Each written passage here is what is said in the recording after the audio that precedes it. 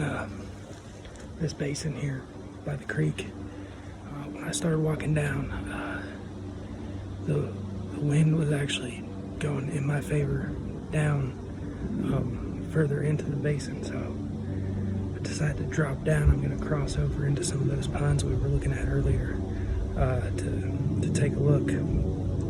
So a couple things I'm looking for now that I got down in here. We have water right there. It looks like there's some elk tracks in there. We have a bed. It looks like this could be a mule deer bed, but it's pretty big, so it might be an elk bed. And then some other things I'm looking for is, you know, what are they eating in here? So a good indication of, you know, when elk have recently visited the area is looking at the aspen trees. So what'll happen? The elk. This one's pretty old. You can see. This might not even be one, but the elk will come and eat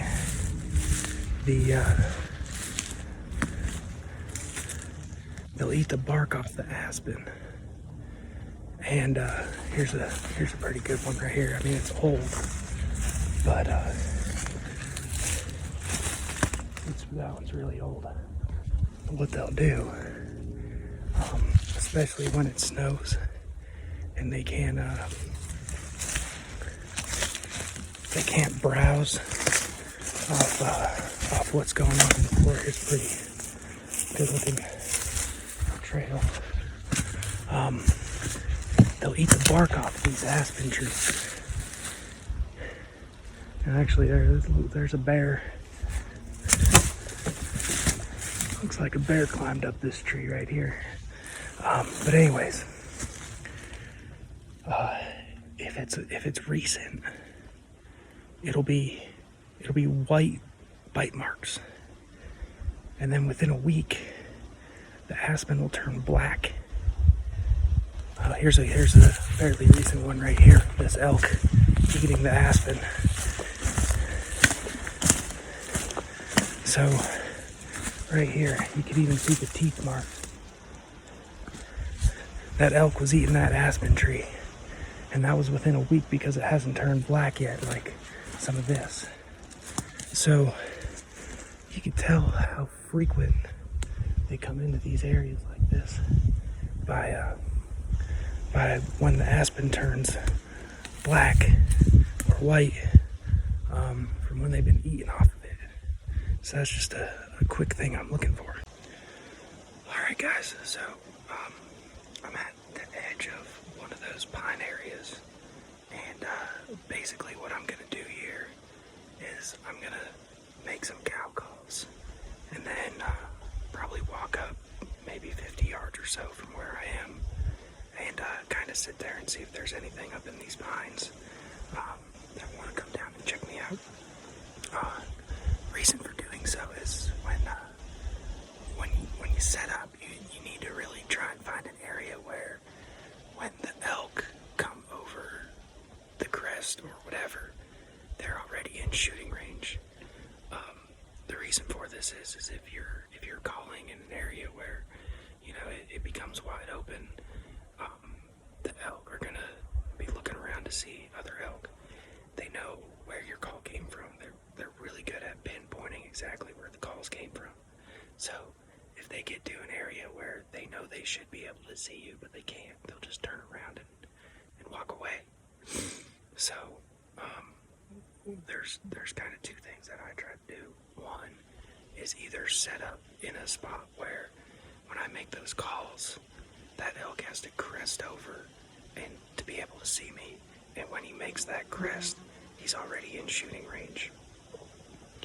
So that way, when he crests over, I can shoot him before he turns around and walks away when he realizes there's no elk there. Or if there's no really good situations where I can make that happen, I'll call in an area where the cow's likely to be like this, like in this shady area with the water right behind me. Maybe she's getting a drink or something.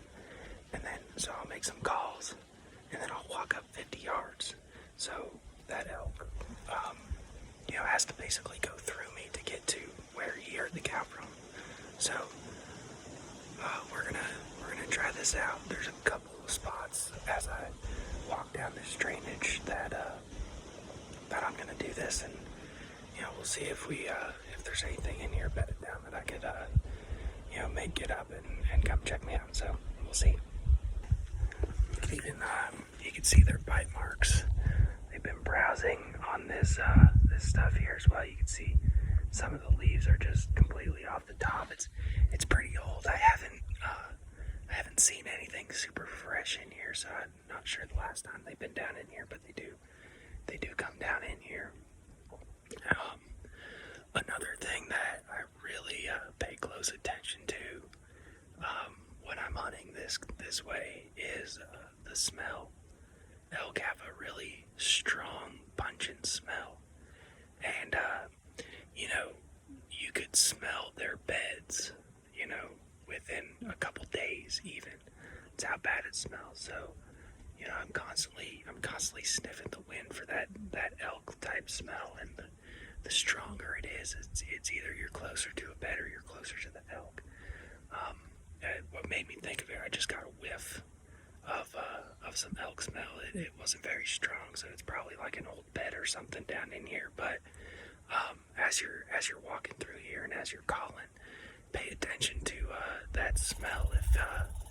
If you get close to the elk or where they bed, you're gonna smell them. You're gonna smell them instantly. It's a pretty noticeable smell. So that's one thing to keep paying attention to as you're going through here. So just for an example, I got to this area here and I went behind those pine trees, kind of in that open area, and that's where I made my cow calls. And then what I did is I walked through into this thicker area, and I'm trying to call into these pine trees because that's where those elk would be bedded. So I walked up to here because the elk thinks I'm back in there. So that elk would have to travel through this whole area in order to be able to see me where I called. So by setting up here, he's gonna have to come down this hillside and right into this opening, giving me probably a 15-20 yard shot before he even thinks about looking for actually seeing the elk. So that's kind of how I try and set up these calling sequences.